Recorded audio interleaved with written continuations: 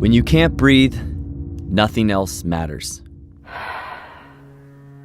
She was 4 years old when I got the phone call from her mom. The doctor said she tested positive for cystic fibrosis, a devastating diagnosis. If you Google cystic fibrosis, you'll see some terrible results of the rare genetic disease. From chronic lung infections, abdominal surgeries, feeding tubes, brittle bones, to hours of breathing treatments, organ transplants, and death. With an estimated 1,000 new diagnoses each year in the US alone, more families get blindsided with heartbreak. Everyone hopes for a cure, but families with cystic fibrosis need hope for today.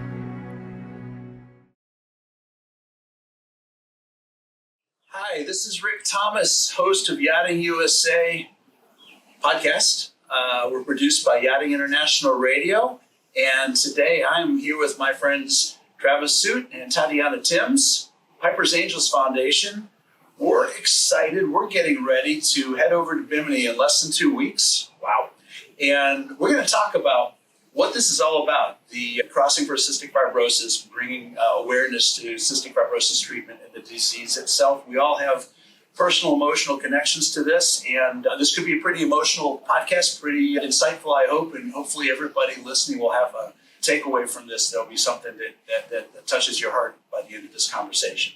Thanks, guys. Welcome on board, and welcome to the podcast. Thanks, Rick. Thank you for having us. Oh, it's my pleasure. It's my honor, actually, to have you guys here.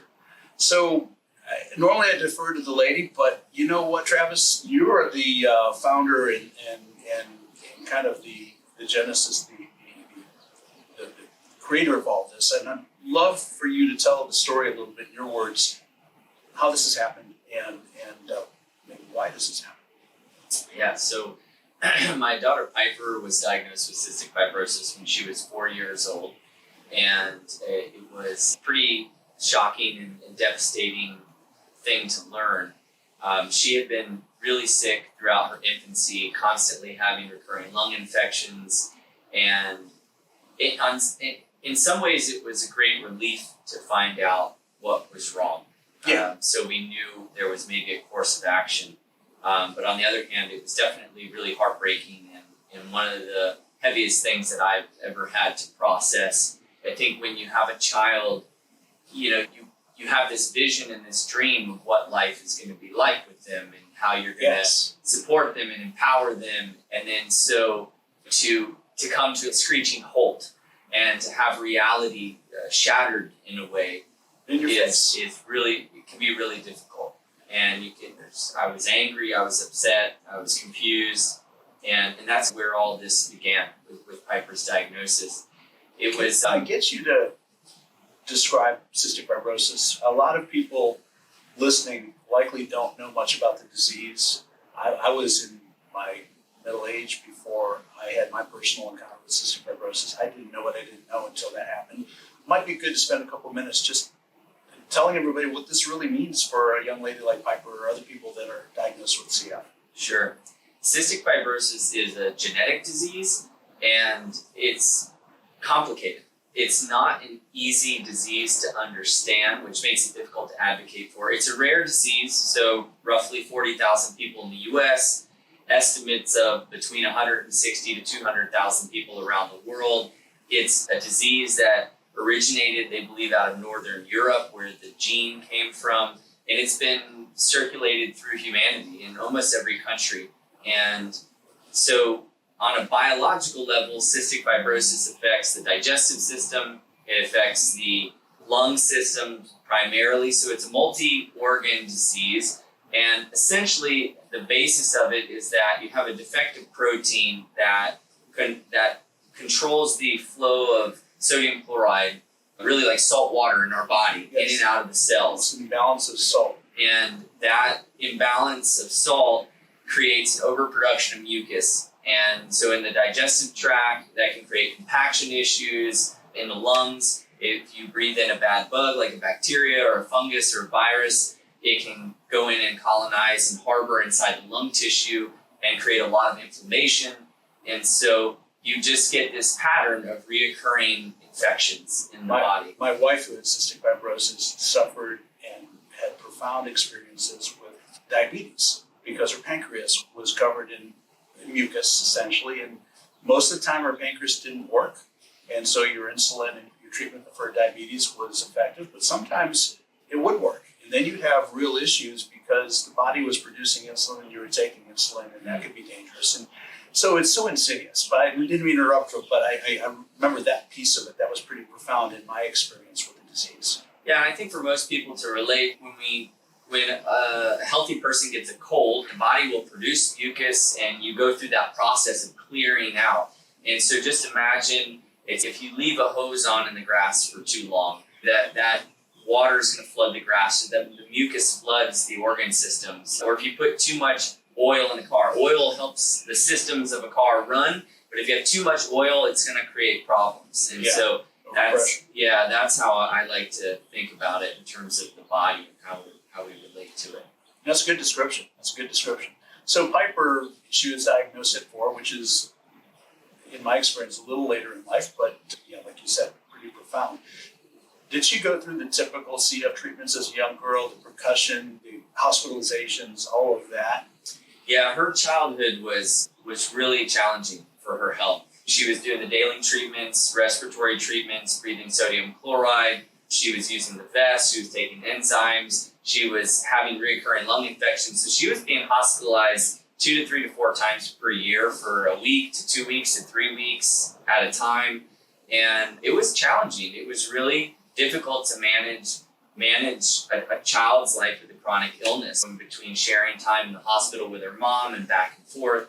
And Piper, she really was a warrior through it all. She really held strong, and she maintained a bearing that was always very impressive to me.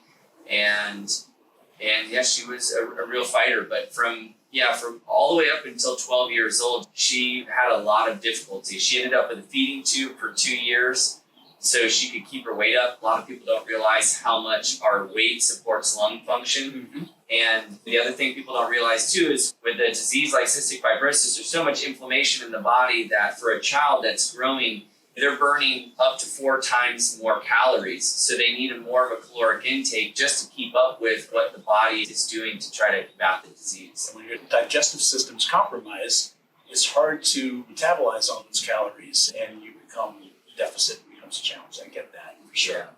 Yeah, she had a long-term IV port put in for intravenous antibiotics and steroids. And so it was really hard on her for the first 12 years of her life.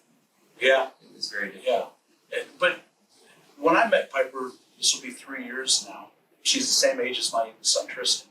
I saw a very vibrant, dynamic, outwardly healthy young lady, a perpetual smile on her face, hanging with her friends, and almost imbued to the circumstances that she was part of. And yet I looked at her carrying the burden of the Piper's Angels and thinking, what a remarkable young lady. And you don't see the burden that she's carried in her outward persona, which is, I think, a beautiful thing. I think you guys have done an amazing job of bringing her to where she is right now. Yeah, thank you. You're welcome. So that obviously was the reason you started the foundation. Yeah, so right after Piper was diagnosed at her first clinic appointment, they told us about this amazing connection that the ocean had, the healing benefits of the ocean and the salt air and environment for people with cystic fibrosis. The story goes that there were surfers in Australia who were going to their CF checkups and clinic appointments, and the doctor noticed that these 2 young men in particular were having less lung infections, less hospitalizations, better PFT, their breathing test results, and they were surfing every day. And they studied that and ultimately determined that sodium chloride, salt water, when inhaled, it helps to hydrate the liner of the lungs, break down that sticky mucus, prevent lung infections, and keep people with CF out of the hospital, which ultimately alleviates the burden on the family as well. Of course. So a beautiful, and at the time, a miraculous gift that under the weight of all those circumstances and the heartbreak of it all and the heaviness and the darkness of it, here was this gift of the ocean being the place that we needed to spend time. It's interesting. I'm going to make a connection here because I think it's important. My involvement has been twofold. Of course, when I was introduced to the idea of being involved, I had the experience of my wife having cystic fibrosis and having passed from it. But I was brought into it through the International Seakeeper Society, an organization that I have been supportive of and participating in their events and contributing to their program for years. And so all of a sudden, it's, wow, here we go. Team Seakeepers is coming over. We're going to do this. This is going to be their 4th year crossing, my 3rd year with them doing it. And we're all about the health of the ocean. And so when you think about trying to preserve the health of the ocean and understanding the ocean gives back and can provide health to people on and around the ocean, there's that symbiotic loop. There's the reason that, if nothing else, there's one powerful reason to take good care of our ocean. Absolutely. Yeah. We have a partnership with the Guy Harvey Foundation, and we were with Guy Harvey in Orlando, and he met Piper. And he heard our story, and his response was, that makes sense because you can't put a sick kid in a sick ocean. No, don't do that. Yeah. And so this is good stuff. Now, Tatiana, you've got a connection, and this will be my 3rd year participating with you in this. Tell us about your involvement with Piper's Angels Foundation and your experience crossing the ocean, please. So I got involved back in 2019. My mother-in-law, actually at the end of 2018, encouraged my husband and I to go watch a film premiere that Piper's Angels was putting on. And during that film premiere, it showcased the story of the crossing, paddlers crossing the ocean, and all for cystic fibrosis. And lo and behold, we were a cystic fibrosis family. Sean's younger sister, there were 3 of them, the 2 older brothers, and the youngest sister, she's the only one that has cystic fibrosis. So they've been battling her whole life. She'll be 30 in February. Wow. And I've been around for 16 years now, so I watched her with a vest on, breathing treatments multiple times a day, and her life was pretty limited. She just spent a lot of time, and this was before Netflix, so she spent a lot of time watching cable TV. They did things while she was healthy, but I got to see her in the bouts when things were really starting to get unhealthy. We spent holidays in the hospital. I had to skip holidays because I would get sick. She would make plans, and then she would get sick, so she would be able to follow through with plans. So I was very much a part of the cystic fibrosis advocacy. We started doing walks because that's what you do. You Google the disease and you find the national organization that's involved with it, and they were hosting walks, so we would do walks. But that is how Denise, my mother-in-law, originally met Travis, was through the Seattle walks. So when Travis had started the foundation back in 2017, this is the end of 2018, we go to see the movie premiere, and it showcased the paddlers paddling across the ocean. I turned to Sean and tears in my eyes. I was like, we can do this. We can do this. I don't want to walk anymore. I want to paddle across the ocean. So we signed up in 2019 as paddlers with little to no experience. My husband's a surfer, but I am not a waterman. And we got humbled quite a few times for the last few years. It finally took us in 2022 as a relay team, him and I sharing one board. We paddled across the ocean and we finally made it. So this will be my 5th crossing. I'm not paddling this year, but I paddled 4 years in a row, and I will be working the event because now I work for Piper's Angels Foundation. They have to be so bold as to ask why you're not paddling this year. We are starting a family. Congratulations. So thank you. That's so I will big. be almost 6 months pregnant during the crossing. So I will be in Bimini, which is really fun. I'll be there collecting content and then I'll be flying back home Saturday night to meet everyone on the beach Sunday, planning the beach landing as well. So it's not just one event, it's 2 very large events, one national and then one at home, because the finish line is a big celebration for everybody. We're going to get to that. And my first year, I ended up staying on the boat right off the pier during the beach landing. So I only saw it from a distance. Last year, I was able to get to the beach after I got the team towards the beach. And actually the jet skis got me on the beach just ahead of our team, and we were able to run them and bang the gong and get on the podium. It's emotional thinking about it because it is so strong of a finish. Whether you're paddling, like I said, we'll get into the nuts and bolts of the paddling pretty soon, or whether you're running the boat. I swear it's almost equal effort to do that. To get to the finish line is profound. We want to make sure it's an impactful experience for everybody, because being in Bimini, it is the camaraderie, the remarkability of it all. It is obvious there, but then you have a whole ocean that everybody crosses, and it's hard to know what that feels like unless you're a part of it. So we really put a lot of effort into the culmination of it all, the finish line, to make sure that everyone feels celebrated, whether you paddled a mile, whether you were crew captain, whether you're a volunteer or participant in some way or form. It takes everybody, because this event is a peer-to-peer fundraising event, and it's our largest fundraiser, it's our flagship fundraiser. So without the support of everybody involved, I mean, there's no way that myself, Travis, and the 2 other team members that we have could do it ourselves. There's only 4 of us. It's incredible. So Travis, people listening to this, watching this, are going, okay, what are we talking about, this crossing thing? Tell us how you started.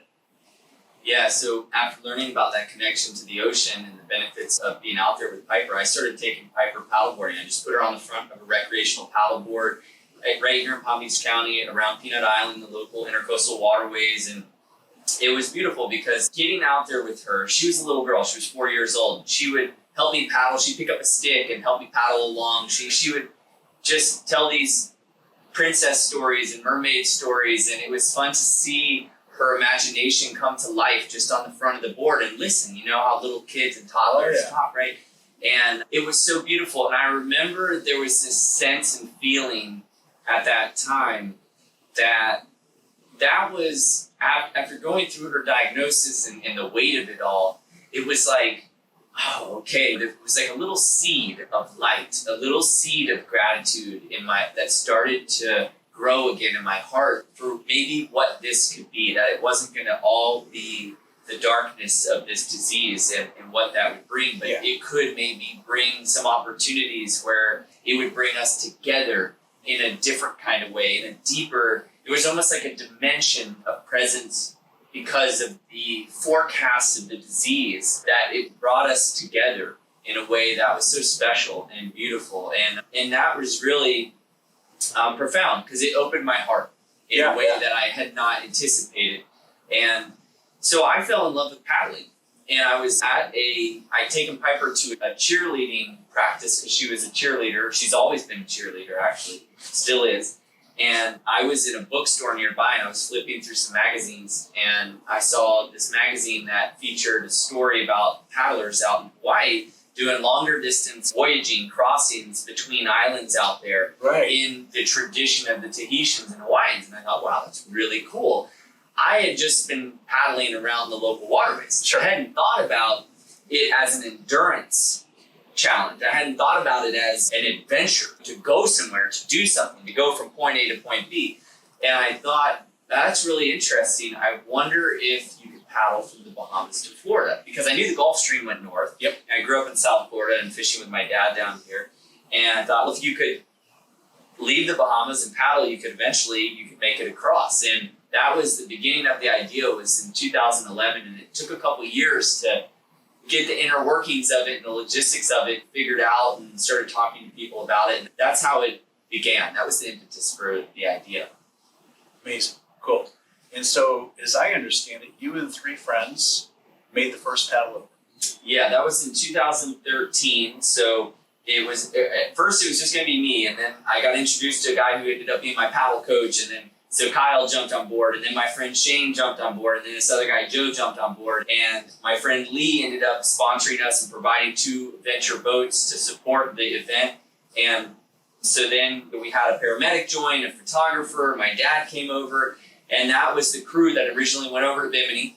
And that year, we were debating when to do it. And it was a big decision. And we were like, we think we need more time to plan and train, so we're going to move it to later summer. We did it in August. Bad idea. Would never do that again.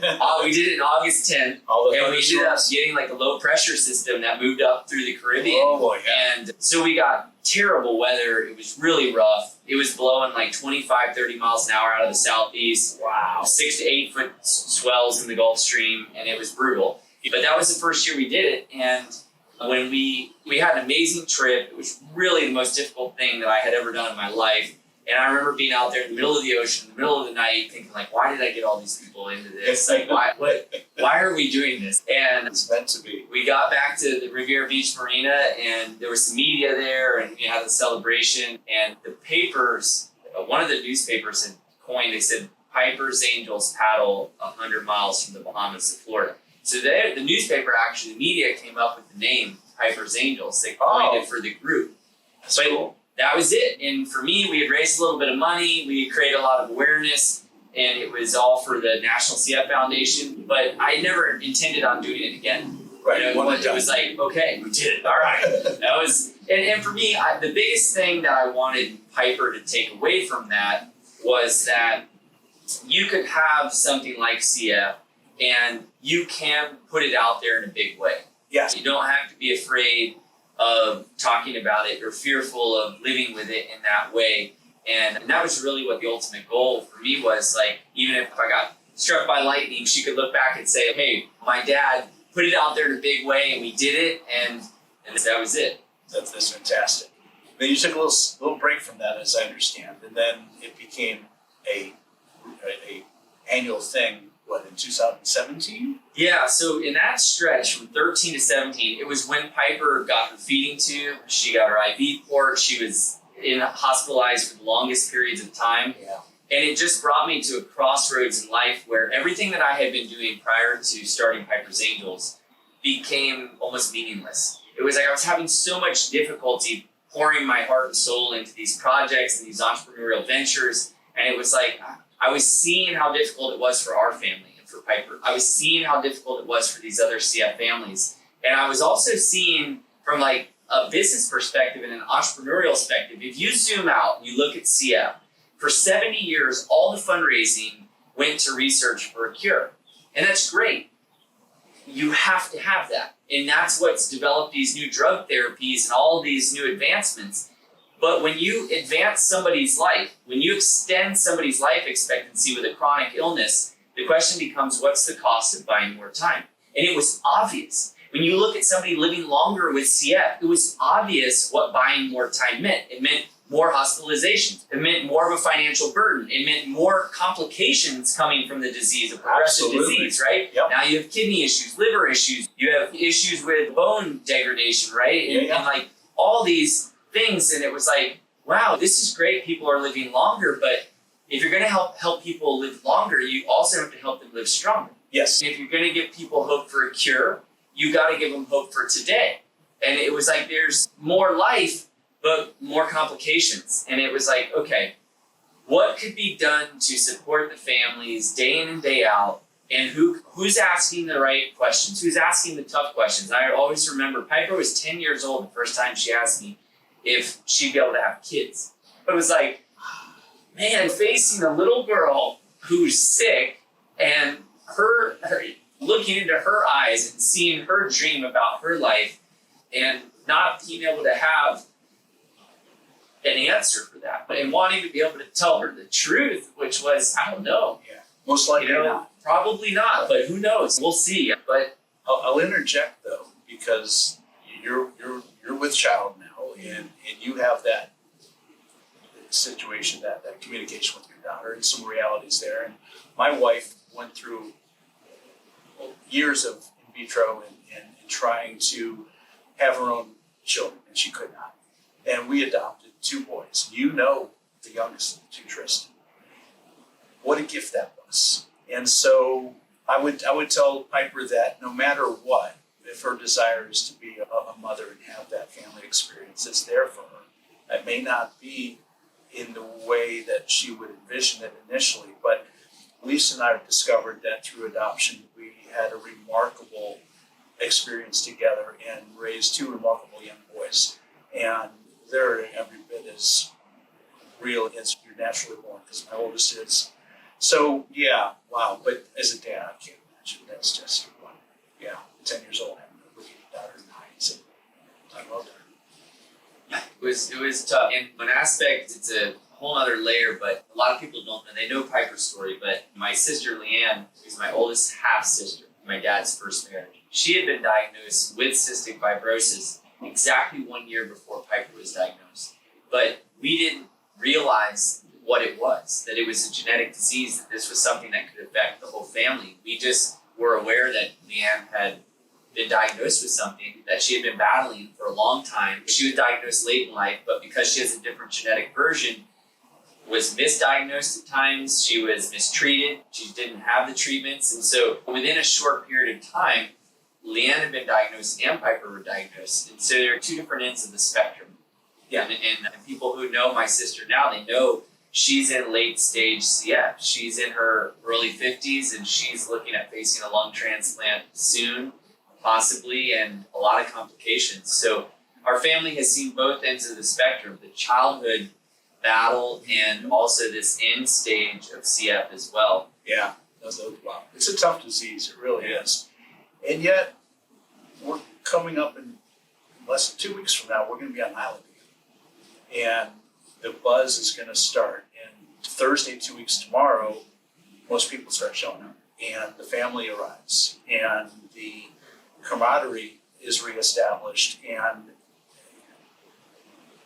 I sometimes don't have words when I try to describe to people what it's like. It is so uniquely different than most experiences. Most people think about going to the islands and what that looks like as far as a getaway or vacation, but this is so different. And yet, at the same time, it brings people together in such a profoundly wonderful way. Tell us about the island experience, because it's not just the crossing, it's leading up to it. And everything that happens to bring 400, 500 plus people together as one family. I think the remarkability of the event has really made it live throughout the years. And it started in 2017 when you decided to start Piper's Angels, right? So since then, do you want to talk about the growth of Piper's Angels a little bit? Because it's been pretty remarkable the way the event has grown the foundation. Yeah, I think just to give people the context, 2017 we opened it up to the public. And we had 34 paddlers, 10 boats, and we raised around $133,000.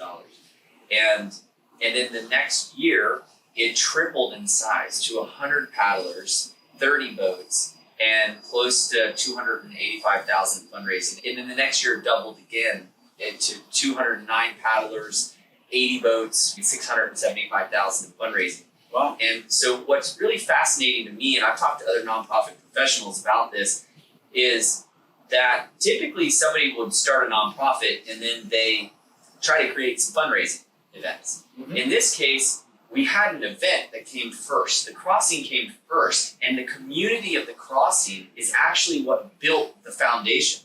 It's what built it into one of the most impactful grassroots organizations in the country for cystic fibrosis. And that's what's amazing is like when we get to have that experience in Bimini together, we all get to the island, all that energy pours in. It's everybody there is what makes Piper's Angels what it is. Yes. Everybody there is what's actually creating the impact.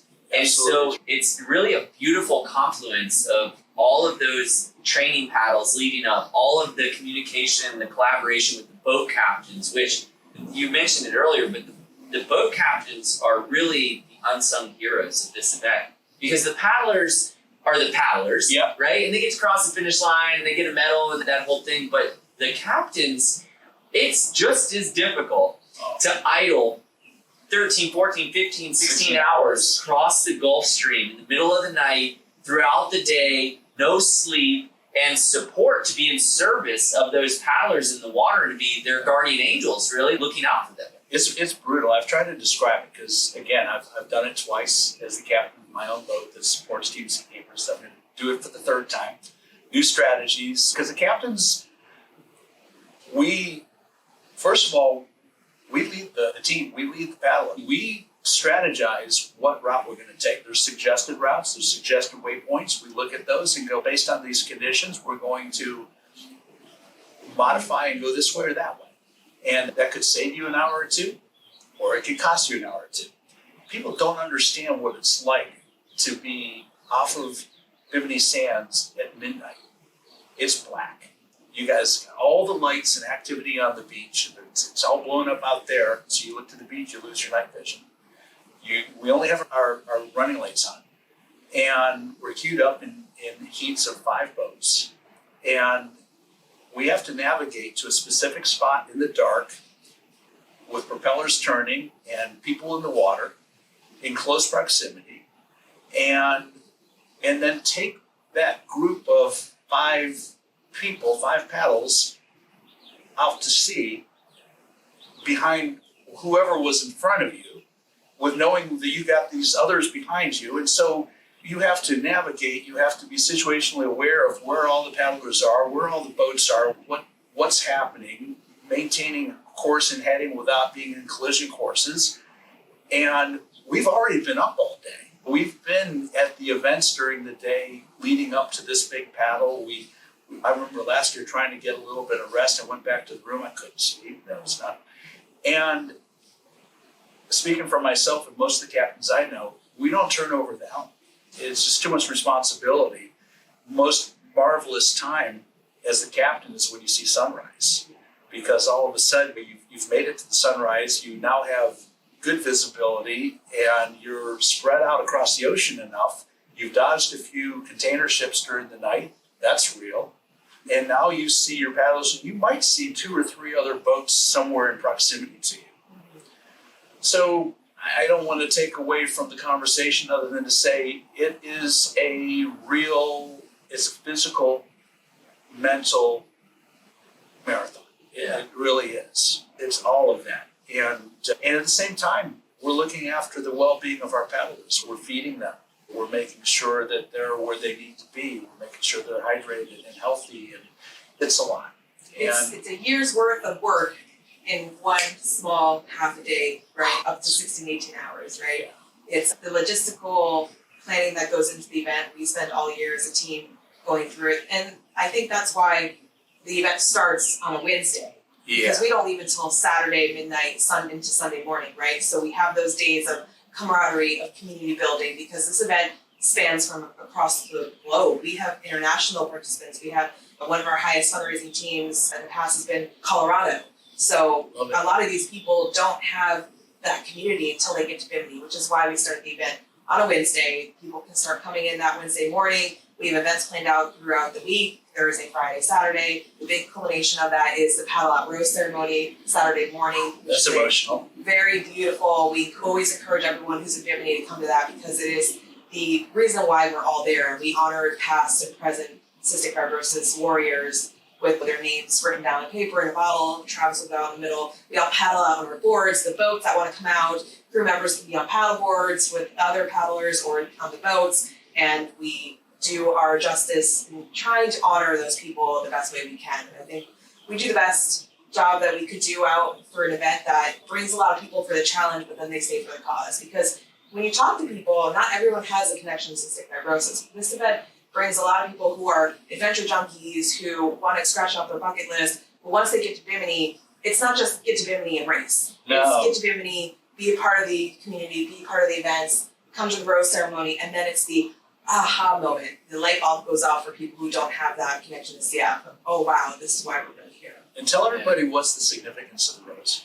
So the story of the roses in the cystic fibrosis community goes back to a woman who was one of the rock star advocates early on in the CF community named Mary Weiss. Yes. And one of her sons heard her over talking in a conversation in the kitchen one day, and he was little. I think he was like 4 years old, and he came in and he said, "Mommy, I know what you're working for." And she said, "What is that?" And he said, 65 roses, because he just couldn't pronounce cystic fibrosis. Right. And that became a moniker. It became like a beacon of hope, Yes. a symbol of hope in the CF community. And it's really beautiful and powerful.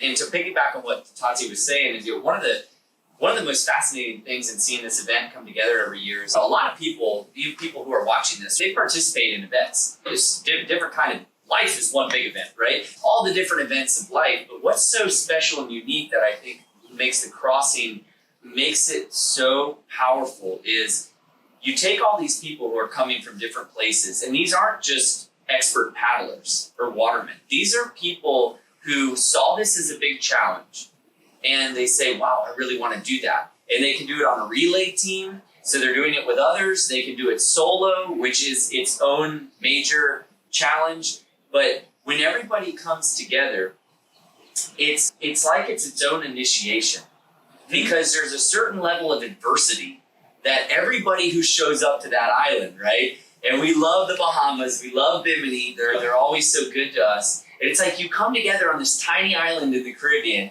And you're all looking at each other. Are we really doing this? Is this happening? Are we all this crazy? Exactly. And then it's like, you're all like, well, yeah, we're doing this. And all of a sudden you're shoving off that beach. And I think the way that the crossing relates to cystic fibrosis so well is that it is a journey. Yes. And cystic fibrosis is a lifetime journey of adversity. I was going to say, it's And not the an easy journey. crossing is a 1 day journey of extreme adversity for people that they're going to face conditions that they've never faced. Paddling in the dark, the fear and intimidation of what's in the water, the physical challenge of being out there for hours, the pain threshold that you have to push through. And I always make that joke in Bimini at the poolside social. And what are you going to feel? Pain. Yes. And there's going to be more pain, and it's not going to go away. It's because the ocean, and many I'm sure that are watching this podcast know, if you've been in the ocean, you've spent time in and around the ocean, once you're out there, it's relentless. You can't escape the ocean. The ocean, the environment, it's going to have its personality, and you're going to have to deal with it no matter what that personality is. The wind, whatever, the rain, the storms, the lightning, the sun exposure, all of it. And you're going through that. The crossing is like this great kaleidoscope of human emotion, from the joy and the camaraderie and the community in Bimini and that sense of adventure, and then being on the beach and looking out at that black ocean and experiencing fear and intimidation on a level that a lot of people don't experience in their daily lives. And then going out there and then going through the physical part of it, the emotional part of it, the whole journey of it, and then the sun coming up, like you said, and it's like there is hope. We can make it. And to be clear, this is an 84-mile beach to beach, roughly 135 kilometer marathon. And let me tell you what, when that sun comes up and you look around, you realize you're in the middle of freaking Other ocean. side of the land. There's 3,000 or 4,000 or 5,000 feet of water below you, and there's no sign of land anywhere. You've got your boat, your beacon, your support there, and you might see 1 or 2 other boats. But believe it or not, by the time the sun's up, you're only seeing a couple boats. The whole fleet's spread out. Yeah. People get really nervous about that midnight launch, but if we didn't do that, then we'd be landing. Yeah. Midnight. But it's brilliant, actually, to do it at midnight. As difficult as it is, you're not in the heat of the sun. You have the opportunity to acclimate a little bit. And I'll tell you what, I think God speaks to us a little bit. Both times I've gone over it, I know you've seen this, in the pitch darkness, your paddleboard's cutting through the water, your paddle's going into the water, and you see this bioluminescence blow up. And it's just, oh my God, look at this. It's its own aqua light show, and it's like a reminder that you're surrounded by light in the darkness. Life. In life, yes. And 2 years ago, we had a pod of dolphins swim with us for a while. And last year, there was a hammerhead shark that swam with a paddler for a while. Nothing nefarious in all that. It was just life. And the only thing I run into in the middle of the night is flying fish will hit your board. Yeah, that's crazy. But I think the energy and the excitement and the buzz that you get from Bimini, the Bimini launch, the beach launch in the middle of the night, Saturday night to Sunday morning, where, I like to call the boats City of Lights, because we see them out there as paddlers on the beach, watching them circle around and then line up. And Yeah, that's a perspective I don't have. Right. There's I got the all these opposite different perspective, perspectives, right? And it's such a magical moment. And I've had a lot of people reach out to me in fear of that moment. And again, I was not a water woman. My husband's a surfer. I'm not the type of person who would ever put myself in that situation. But the cause and the reason why we were doing it called to me more than anything else. And I overcame that fear and did it. And once you do it that one time, it's one of my favorite parts of the whole event, because there's nothing that beats that energy. Your feet leaves the sand, Mm-hmm. and you're not going to touch sand for a long For a time. long time. You've got that paddleboard as your safety net. Yeah. For me, that's what comforts me, is that I'm not submerged in the water like a surfer. I fall off my board and I just jump right back on. And the boat's right there in front of you. No paddler is in the ocean by themselves. No. Which I think that's sometimes the beauty has of to be repeated, because people who are not familiar with the event might think, oh, you're out in the middle of the ocean by yourself. No, every team has a safety boat, whether you are a one-person going beach to beach paddle team, never leaving the board, touching the boat, or whether you're a relay team taking turns, whether you're a kayak, anything like that, you always have your support boat in front of you leading the charge. So you're not alone. and everybody has a satellite tracker on them. Yes, we so do. we partner with Spot, and so everybody's got that satellite tracker on them. You got multiple safety boats spread out as yeah, well. and safety is with our number one paramedics on the priority, water. right? We want everybody to be safe. We plan all year long with the safety team and logistics and operations. We have a medical director presiding over the event. We have a director of safety. We have 7 or 8 safety boats in the fleet, and there's always a plan in place. The Coast Guard is notified of our float plan. Yep. We do everything we can. Ultimately, paddling is inherently safe and slow. Right? It's not like a cycling event. Like, dude, somebody goes to the hospital at every cycling event because you hit something in the road or something happens, At right? 3 miles an hour, you're going to get hurt. Paddling is inherently safe, but then you put it in this ocean container and that's the X factor. And I think too, being out there, one thing that I think I've heard people reflect on over the years is that sense of isolation when you're out of sight of land and you're in the middle of the ocean and you realize how small you are. Mm-hmm. And how humbling that is Totally. to be out there and realize I'm just a speck when I'm out here. But even in that vastness, you're paddling your way across. You're getting across, right? That's right. And it's so funny how when people see the buildings on the horizon, they get excited. There's a sense of excitement that rises, yet that quickly deflates When you realize there's 20 miles to go still. You still are so far away from land, and you got a long ways to go. Absolutely. Yeah. I will say the sunrise in the middle of the ocean is also a beautiful aspect of the event. It is. I will, during the course of this podcast, publish some of the images that I've taken, including some amazing sunrises and incredible seas and the paddle out for the rose ceremony. And I'm sure you guys will provide us with some imagery we can use too, because it's a very visual, it's a rich visual experience. It's more than visual. It's all your senses. It's overwhelming at times. It's life changing. It's life changing. And Totally we've had is. a lot of people reach out to us and tell us that the crossing has changed their life in a remarkable way that they would have never imagined or expected. It brings perspective to life, I think. We all get caught up in our day-to-day. You have to do to make a living and to pay the bills and to just live life, right? And that's just what it is. We all do. We get consumed by that sometimes. And then here's a week where you step away from that and you immerse yourself in something completely different, something that I think is so esoterically beautiful and challenging and physical. You could throw a lot of adjectives at that, but at the end of that, you walk away a slightly different individual.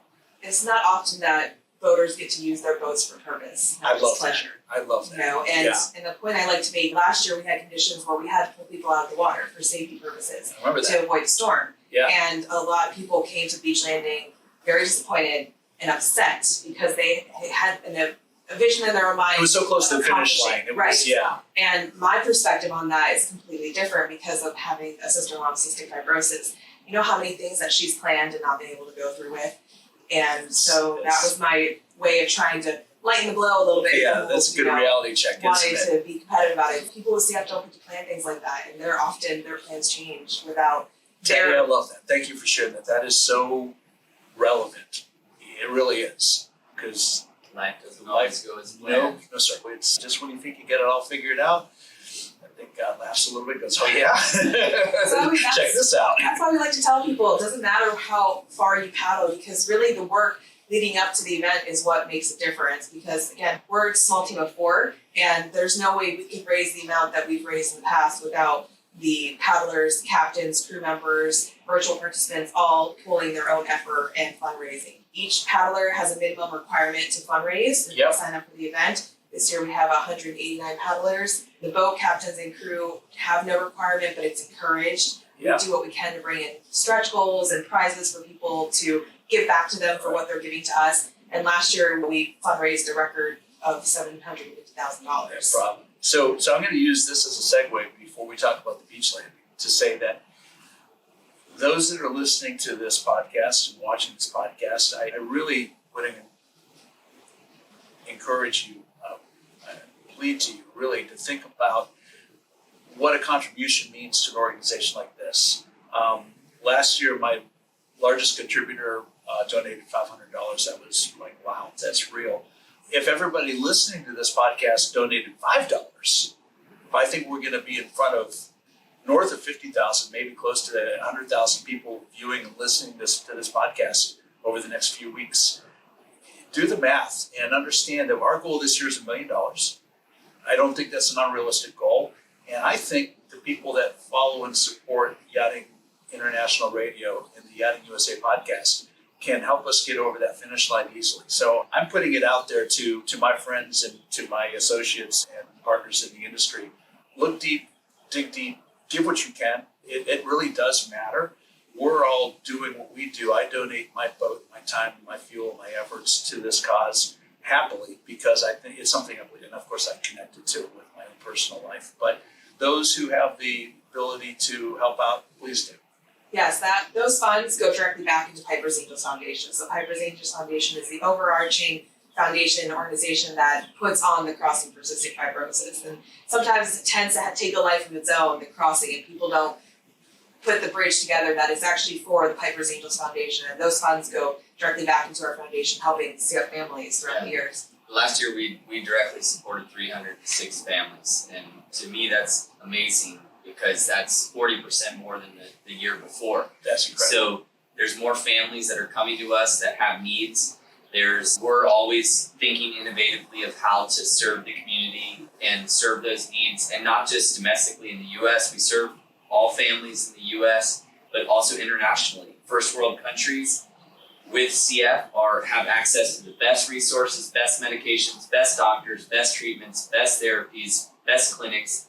But cystic fibrosis affects families and children all over the world, and most children in other countries, third world countries especially, are still dying between 5 and 10 and 15 years old. So, and there are direct ways that those children can be supported and their life expectancy can be extended, and they can, there are tools and ways that we can provide support to them.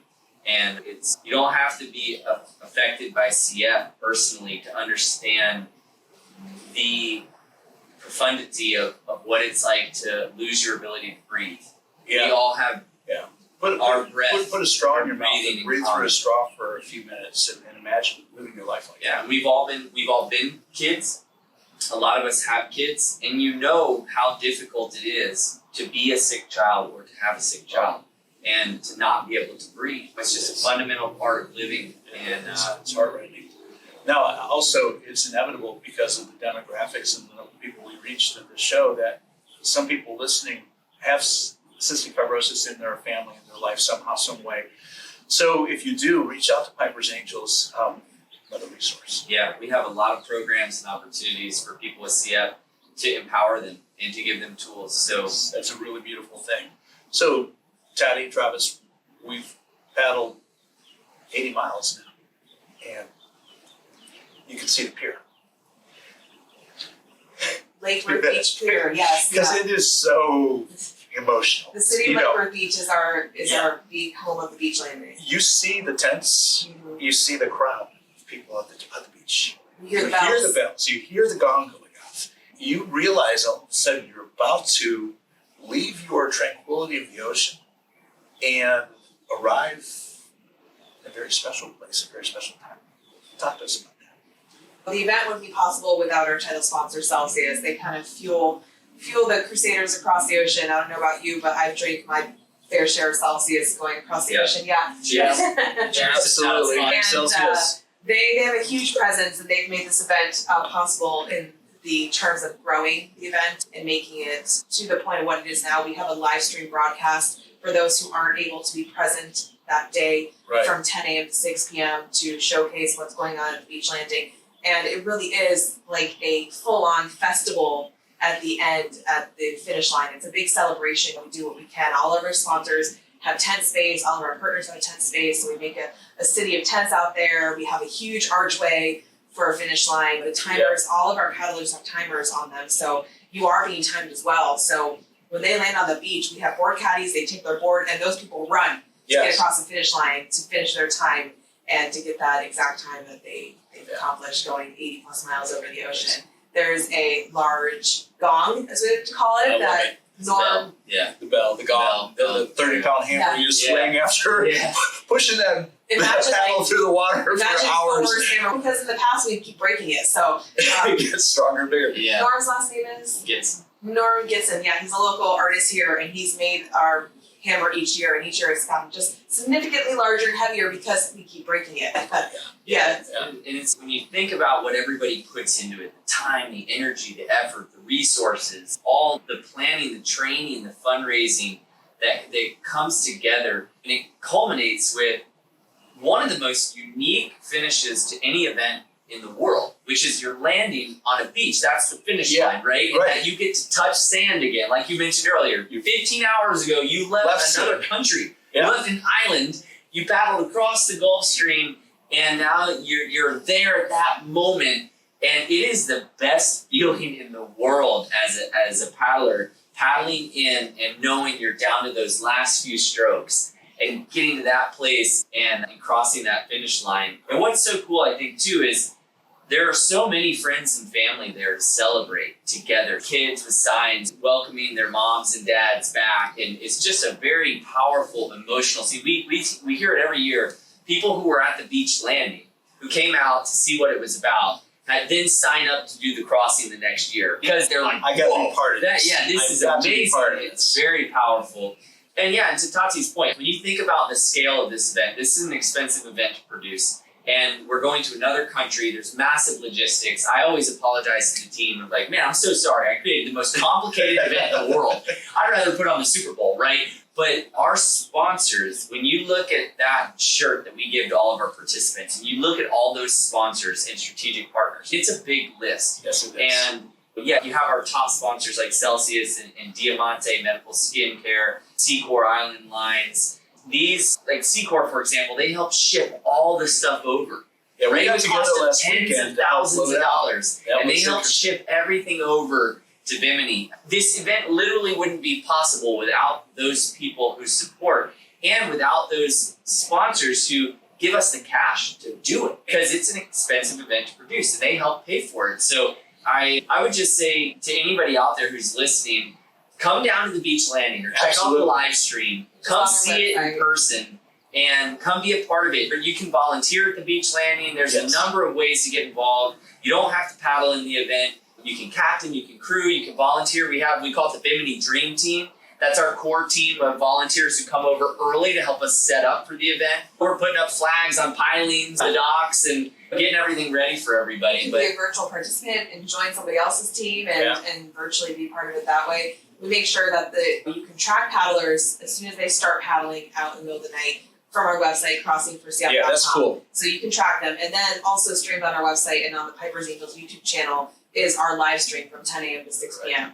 And not everyone makes it every single year. There's a lot of people who have to pull out, whether they got seasick, whether something happened that they just weren't able to finish. It's like an Ironman. It's not the type of event that everyone might finish, but we always encourage people to put their paddle boards in the ocean or whatever vessel they're using, put it in the ocean when you get to the beach landing and paddle in and have that experience, because it is meant for everybody. Because again, the work is in what goes into the event. Yeah. Yes, the paddle is part of it, but all those months leading up to it, the fundraising, the training you put into it, the advocating you do for it, it makes a huge difference. And without that essential part of it, the paddle would be needed. Right. That first part of it, which is months leading up to the event. This year, registration will open August 31st. So we open registration quite early so that people can give a big head start on that part of it, the essential part. That's so important. Yeah, when you look at the community of people who come together each year, right, which is what makes it so special.